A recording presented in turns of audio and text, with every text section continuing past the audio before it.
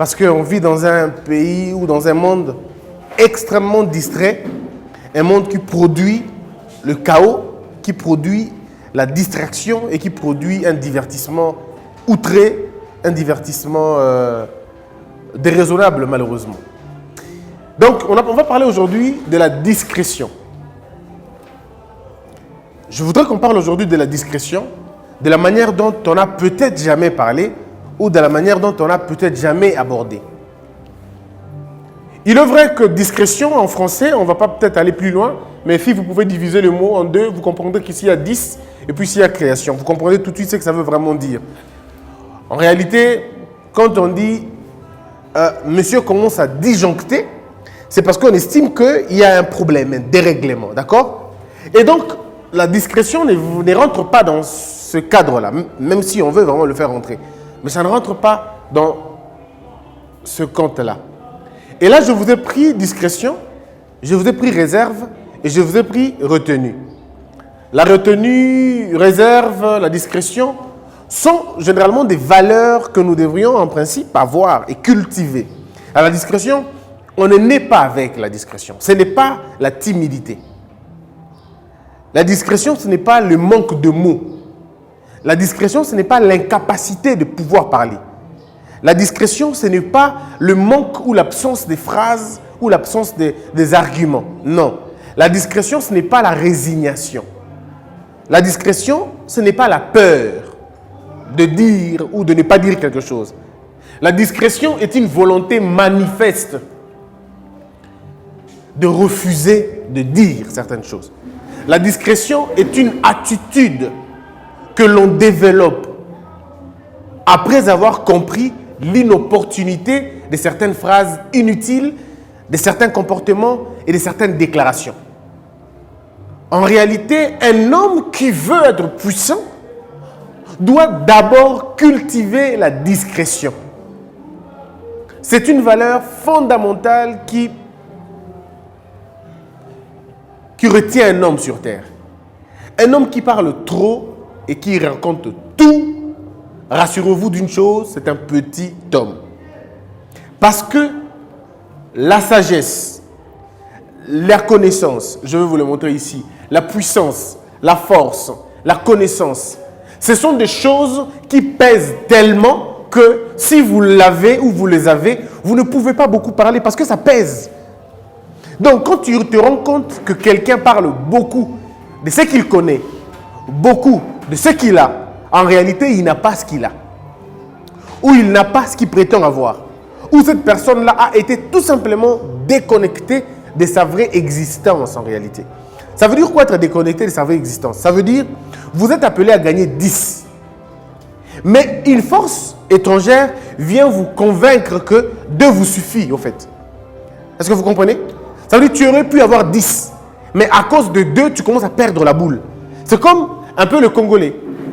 Malheureusement, le Congolais, il suffit qu'il ait un petit pouvoir, c'est fini pour lui, il monte au créneau. Et tout le monde sait qu'il a un pouvoir. Mais quand on essaie de voir, on l'écoute parler, on le regarde, mais on se dit, mais ce monsieur pouvait avoir plus. Mais pourquoi il n'a pas plus? Alors il n'a pas plus parce que quand vous tombez dans la satisfaction, vous ne pouvez plus chercher mieux. Parce que vous êtes dans la satisfaction en réalité. Est-ce que vous comprenez un peu l'aperçu comme ça? Et ça nous envoie à voir là-bas. Toujours dans les 2 principes. Mes frères, n'oubliez jamais que le monde a 2 forces. On l'a toujours dit, le bien et le mal. Il y a le haut et puis il y a le bas. Le milieu, ça n'existe pas. Le haut ou bien le bas. Ou vous montez ou vous descendez. Celui qui n'avance pas recule. Tu ne peux pas dire je n'avance pas, je suis là. Non, il n'y a pas de là. Parce que si toi tu es là, le temps avance. Ce que tu aurais pu avoir aujourd'hui, tu ne l'auras plus parce que le temps est passé. Donc faites gaffe à ceux qui disent que je ne perds rien, je ne gagne rien. Non, il n'y a pas de nul. Le nul, ça n'existe pas. Vous allez vous rendre compte que même le football a aujourd'hui évolué, que même quand on dit il y a nul, il y a toujours des goals à virage qui gagnent. Il y a toujours des points qui comptent que celui-ci. En réalité, pour dire qu'il n'y a pas de nul. La notion de l'équilibre est un piège de la moralité du monde. C'est une sorte de relativisme absurde. On vous oblige à dire, bon, ce n'est vraiment pas mal, ce n'est vraiment pas bien, cherchons l'équilibre. L'équilibre n'existe pas parce que Dieu n'est pas équilibriste. Dieu est dans oui ou dans non. il n'y a pas un terme intermédiaire. Comme pour dire, je vais pécher un peu, je vais faire aussi le bien un peu. L'apôtre Paul est clair quant à ce. Il dit, pas question. Ou vous êtes dans ça, ou vous n'êtes pas dans ça. En réalité, ce n'est pas être dans ça et être saint tous les jours, mais c'est dans l'attitude et dans la volonté qu'on a de devenir bien que Dieu prend acte. Mon fils et ma fille veulent devenir quelqu'un de bien. Mon fils et ma fille veulent devenir des gens bien. Ils ont manifesté la volonté de rompre. Mais par la pression ou un peu d'imprudence, ça arrive qu'on tombe. Donc, il y a le haut et puis il y a... Et dans le haut et dans le bas, il y a des mouvements, des événements qu'on ne trouve qu'en bas et des événements qu'on ne trouve qu'en haut. Vous ne pouvez pas être agent de tous les deux. C'est une question, comme je l'ai dit l'autre fois, de la perception et de la conception. Si votre conception elle est basse, vous allez tolérer tout ce qui est bas. Si votre conception elle est haute, vous comprendrez que ce qui est bas, ça dit ça ne passe plus, quoi. C'est devenu de la boue. Ça dit à un moment donné, quand vous êtes devant quelqu'un qui fait de la bêtise, mais vous vous posez la question, comment il est arrivé à ce point? Ça dit vous n'arrivez plus à comprendre que comment il peut se fâcher si facilement. Comment il peut être aussi, excusez-moi, idiot. Ça dit vous vous dites, mais comment il arrive à ce point? En réalité, parce qu'en vous, il y a quelques onces de hauteur. J'ai entendu certaines femmes mariées dire, comment ça arrive à certaines femmes de tromper leur mari? Vous comprenez? C'est une question banale, non? Ben, ça se fait tous les jours. Mais dans sa tête, dans sa sphère, elle ne conçoit pas ces scénarios-là qu'une femme qui a dit à l'église, oui, et pour la mort, il n'y a que la mort qui puisse nous séparer, mais que cette femme-là puisse aller tromper son mari pour une question d'emploi. Alors quand vous dites à cette femme, elle dit, mais je ne comprends pas comment ça peut arriver. En réalité, parce que cette femme aimait dans une autre sphère qui est la sphère de la hauteur. Ça nous est déjà arrivé, n'est-ce pas, de nous inquiéter, de nous dire, mais comment un homme peut aller violer une fille? Ça vous est déjà arrivé? De vous dire, mais comment un homme de 20 ans peut aller coucher avec une fille de 2 ans, de 3 ans? Mais comment c'est arrivé? En réalité, c'est arrivé parce qu'il y a deux choses. En vous, il y a la hauteur par rapport à ça. Et dans la personne qui fait cette bêtise, il y a une bassesse par rapport à la chose en question. Mais dans la vie de quelqu'un, vous pouvez trouver un nombre important de hauteur et puis un nombre important de bassesse. Mais maintenant, le combat de tous les jours est le combat de niveler vers le haut. Ça veut dire faire un effort de quitter la bassesse pour aller au niveau de la hauteur. Mais ça demande un sacrifice énorme. Ça demande beaucoup de choses. Et donc, ceux qui sont en bas ne comprennent pas c'est quoi la discrétion, en fait. Ceux qui sont en haut comprennent que la discrétion, c'est la vie de tous les jours. Vous comprenez? C'est la vie de tous les jours. Si vous avez l'idée de Christ, par exemple, vous allez voir du début jusqu'à la fin, Christ ne dit pas noir sur blanc que je suis le Dieu créateur. Il ne le dit pas du tout. Pas du tout, parce qu'il n'en a pas besoin. En réalité, la grande puissance qui anime un homme l'empêche de parler de lui et de ce qu'il connaît. Ce sont les réponses qu'il apporte à la société qui font de lui ce qu'il est. On l'a appelé Messie parce qu'il a fait des choses qui concordaient au Messie. Ça veut dire, si vous voulez vraiment que les gens vous respectent, vous devez d'abord commencer à poser des actes qui correspondent au respect que vous voulez avoir. Vous comprenez? Parce que le respect, on ne le demande pas. Le monde est rempli, le monde est catégorisé par des petits carrés. Et ces carrés-là, on prend les gens, on les met en fonction de ce carré-là. Les voleurs ont un carré, les menteurs en ont aussi les leurs. Ce qui veut dire, quand je me pose, je fais des bonnes choses, des bonnes actions, je suis correct. C'est le monde qui va me placer, moi, dans un carré bien. Et on dira, ce carré s'appelle loyauté. Ce monsieur est loyal. Parce qu'un homme loyal n'écrit pas. Ce que j'entends chez ceux qui sont avec Kabila, en train de crier, je présente ma loyauté à Kabila et tout ça. En réalité, c'est de l'idolâtrie, tout simplement. Parce que la loyauté, on ne la témoigne pas. La loyauté, on la prouve. En faisant exactement ce pourquoi vous vous êtes attendu de le faire. On ne peut pas le dire. C'est comme la confiance, c'est comme la fidélité. Tu ne viens pas dire à ta femme, je suis fidèle envers toi. Non, il faut laisser ta femme expérimenter ta fidélité pendant autant de temps. Elle-même, au bout de 2 ans, elle se rend compte que je n'ai jamais reçu un appel, je n'ai jamais été dérangé, je n'ai jamais été inquiété, mon mari n'a jamais passé la nuit ailleurs, jamais eu un scandale. C'est elle qui témoigne en disant, ce gars est fidèle. Vous comprenez? Mais malheureusement, nous, dans ce pays, on a eu ce qu'on appelle des valeurs proclamées et pas appliquées. Nous proclamons beaucoup les valeurs, mais nous n'appliquons pas ces valeurs-là. Donc, nous parlons de la discrétion. La discrétion, pourquoi? Pourquoi faut-il demander aux gens de développer la culture de la discrétion. Parce que la discrétion n'est pas innée. On n'est né pas avec. Il n'y a personne qui est né discret. Non, ça n'existe pas. La discrétion, on la cultive. C'est vrai, elle est culturelle, elle est familiale aussi, elle dépend aussi d'un environnement à un autre. Mais ce qui surplombe tout, c'est que c'est une décision personnelle.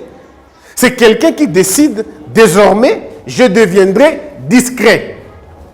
Discret ne veut pas dire se cacher. Discret ne veut pas dire fuir les problèmes. Non. Discret veut dire je connais, mais je ne parle pas. Discret veut dire j'ai, mais je ne le dis pas. Et c'est ce qui a dérangé beaucoup de personnes. J'ai mon téléphone, excusez-moi aujourd'hui, parce que j'ai des choses que j'ai eu à écrire pour ne pas perdre ma tête. Vous savez, la mémoire, il ne faut jamais faire confiance, parce qu'elle peut vous jouer des sales tours. Vaut mieux avoir quelque chose par où écrire. Hein? C'est très important.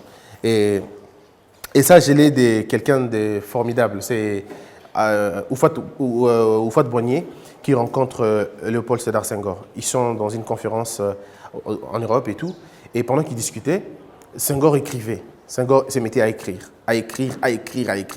Et Oufat, c'était un génie pratiquement. Quand il parlait, c'est tout le monde qui aimait ce qu'il disait. Un vétérinaire, bien évidemment. Et puis finalement, il pose la question à Senghor. Il dit, mais Senghor, pourquoi tu écris toujours, quoi? Pourquoi tu écris toujours? Et Senghor lui dit, il ne faut jamais faire confiance à la mémoire. Elle peut te déranger à tout moment. Elle peut te déranger à tout moment. Il faut toujours écrire. Vous avez vu, encore une parenthèse, le ridicule des conseillers du président de la République. Ils sont allés rencontrer les autres conseillers occidentaux et ils se sont mis sur une table. Bizarrement, le conseil du président n'avait aucun papier, aucun stylo, des génies en tout cas. Et de l'autre côté, ils avaient des papiers et des stylos dans chaque personne. Alors, je me pose la question, ceux qui prennent la considération de ce qu'ils viennent faire, ce sont ceux-là qui ont un calepin et un stylo pour noter les références.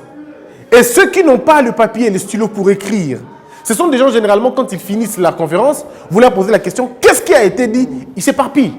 Ils commencent du début, ils prennent à la fin, et puis à un moment donné, ils sont au milieu, parce qu'ils n'ont pas écrit. Incohérence totale. Et moi, quand je vois les élèves de l'école de la sagesse venir sans papier, sans stylo, et qui n'ont pas un enregistreur, je me dis, waouh, vous êtes forts.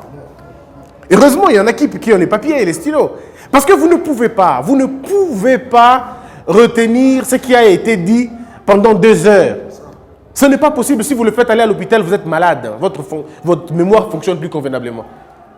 Parce qu'il est prouvé aujourd'hui statistiquement que le cerveau ne retient qu'après 7 minutes ou je crois quelques minutes comme ça, tout ce qui vient après, le cerveau ne retient plus. Sa capacité de stockage est là, ça se limite là. Et puis après, quand vous avez un papier, vous êtes les plaies encore. Ce qui fait que quand vous avez écrit et noté dans une conférence, vous partez, vous avez écrit. Celui qui n'a pas écrit, qui soit plus intelligent que vous, revenez 4 jours après, reposez-vous des questions sur ce que vous avez entendu, vous allez vous rendre compte qu'il y aura un schéma inversé. Vous aurez beaucoup plus retenu que lui, alors que si vous terminez la conférence, vous partez, vous vous posez des questions, vous qui avez écrit, vous n'allez peut-être pas vous rappeler beaucoup de choses, parce que vous n'avez pas lu ce que vous venez d'écrire. Lui qui était dans la salle, il va vous répéter peut-être tout ce qui a été dit, mais laissez-lui quelques minutes après, le cerveau va sélectionner les informations importantes, ce qui est important pour le cerveau, et c'est fini. Vous voulez la preuve? On l'a vécu tout le jour de notre école. Tout ce que le professeur disait du matin au soir, on ne le retenait pas. On ne le retenait pas du tout.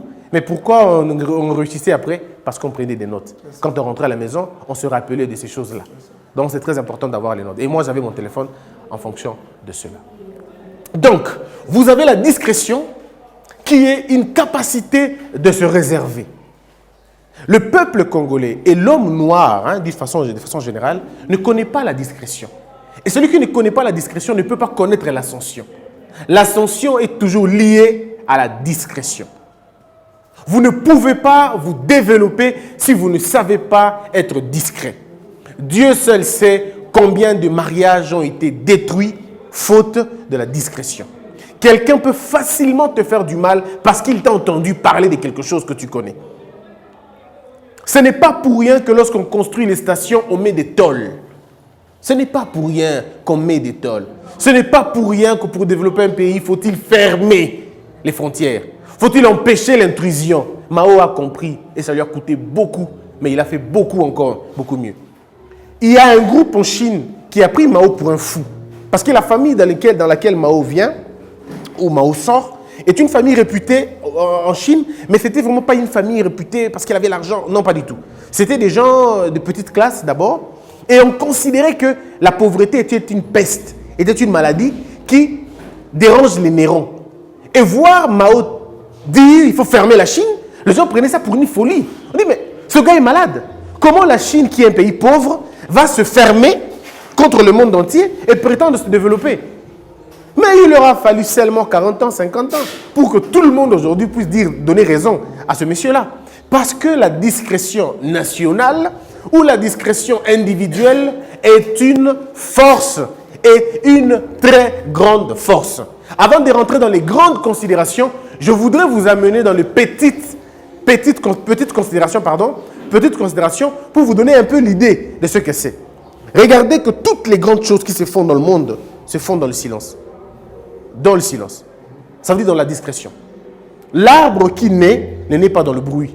Mais l'arbre qui tombe fait beaucoup de bruit. Ça, vous le savez, n'est-ce pas? Ça veut dire que nous étions beaux taka. La plus grande force, elle est silencieuse. L'océan reste l'étendue du fleuve, l'étendue des eaux. Il y a profondeur inestimable. Mais c'est parmi les histoires, les étendues qui n'ont pas beaucoup de bruit. Il peut se passer, quand il y a des bruits dans l'océan, c'est des vagues inestimables. Mais quand il n'y a rien, il y a aussi rien. Faites un tour dans les océans, dans les lacs. Vous ne croirez même pas qu'il y a des bateaux qui peuvent tomber là-bas. C'est un silence absolu. Parce que l'eau va prouver sa force à qui? L'eau va prouver sa force à qui? Parce que c'est parmi les 4 forces du monde que nous connaissons. L'eau, le feu, le vent et tout ça. Et donc, vous avez l'idée de ce que c'est. Donc, en réalité, la plus grande force, elle est silencieuse. Regardez quand un enfant veut être fondé dans le corps d'une femme. Est-ce qu'il y a de bruit? Pas de bruit, mais ça se forme là-bas. Vous ne vous êtes jamais posé la question parce que vous pensez que c'est simple. Mais ce n'est pas simple. Regardez vos cheveux. Regardez vos yeux. Regardez vos dents et votre langue. Regardez le sang qui est en vous. Mais comment est-ce qu'aujourd'hui, si on vous donne un spermatozoïde, vous le mettez dans un appareil, vous allez me dire là où il y a le sang? Vous allez me dire quelle est la partie qui va former le nez, qui a formé la dent? Avec la science, peut-être dans 2030, 2035, on pourra retrouver cela. Mais il y a peu de temps, on ne pouvait pas imaginer. Mais comment ça se passe? Dans le silence, un corps s'est formé dans le ventre d'une femme. À partir de quand l'enfant commence à devenir un os? L'os se forme comment? Quelles sont les matières qui font que l'os se forme? Mais comment une grande ingéniosité se passe dans le silence? Et un enfant naît dans toute simplicité, au fait. L'enfant naît dans toute la simplicité possible. Il n'y a pas de thèse de doctorat quand un enfant naît. Pourtant, c'est le cheminement de la science humaine même. Vous comprenez? Est-ce que vous comprenez un peu la dimension? Donc, ce sont des choses qui se font tous les jours de la vie. C'est pour dire à chacun d'entre nous ce que votre puissance, ce n'est pas le fait de connaître. Votre puissance, c'est le fait de comprendre que ce que vous connaissez, vous n'avez pas besoin d'aller raconter que je connais, que je connais, que je connais. C'est ainsi que je vous ai parlé ici de la puissance.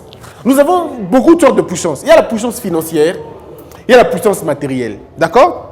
Et puis il y a la puissance intellectuelle, blablabla. Bla, bla, bla. Mais regardez, la vraie puissance doit être contrôlée par la personne qui la possède. Vous n'êtes pas encore un homme si vous n'arrivez pas à taire les pulsions qui se passent en vous. Vous comprenez? Vous n'êtes pas encore un homme. Un homme est celui qui sait que j'ai l'argent avec moi, mais je ne crie pas parce que j'ai l'argent. Malheureusement, la mentalité du challenge que les Congolais ont développé et que l'Africain a développé fait de lui une personne qui vit dans un contraste grave. C'est-à-dire que vous avez le continent le plus béni au monde, vous avez le continent qui a tout ce qu'il faut pour l'humanité, mais vous n'arrivez même pas à aligner 15 milliardaires dans le monde. Quand on cite les nombres de milliardaires dans le monde, on cite un nombre important, peut-être 100, mais c'est à peine qu'on vous trouve. L'homme le plus riche d'Afrique s'appelle Dangote. C'est lui, Dangote. C'est un Nigérian. C'est lui l'homme le plus riche. Mais comment voulez-vous que le pétrole du Nigeria ne produit qu'un seul milliardaire qu'on peut coter dans les 100 dans le monde, peut-être dans les 50 dans le monde.